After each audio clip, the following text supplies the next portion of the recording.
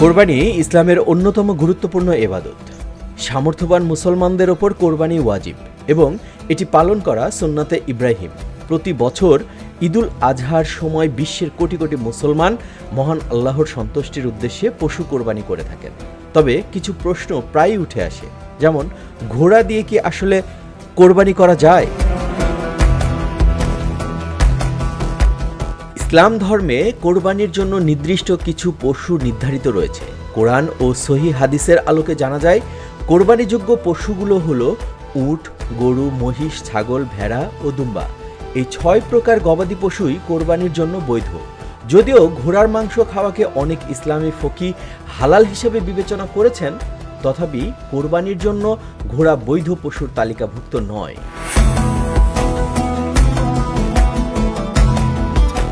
ইমাম আবু হানিফা রাদিয়াল্লাহু এর মতে ঘোড়ার গোশত খাওয়া মাকরু বা অপছন্দনীয়, কারণ ঘোড়া একসময় যুদ্ধ ও বাহন হিসাবে ব্যবহৃত হতো।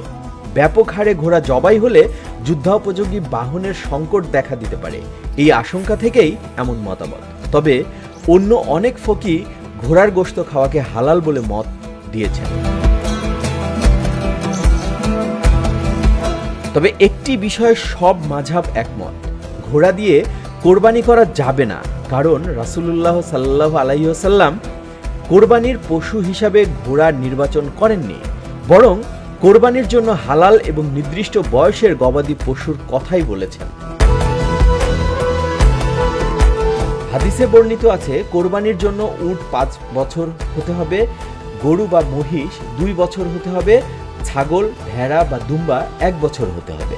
যদি বয়স অনুযায়ী না পাওয়া যায়, তবে হৃষ্টপুষ্ট 6 মাসের দুম্বা দিয়েও কোরবানি করা যেতে পারে, এমন অনুমোদন দিয়েছেন নবী করিম সাল্লাল্লাহু আলাইহি ওয়াসাল্লাম। ঘোড়ার মাংস খাওয়া হালাল হলেও ঘোড়া দিয়ে কোরবানি করা ইসলামী শরীয়ত অনুযায়ী বৈধ নয়। কোরবানির জন্য নির্ধারিত পশুগুলোর মধ্যেই সীমাবদ্ধ থাকা উচিত। নিউজ ডেস্ক, ভোরের পাতা।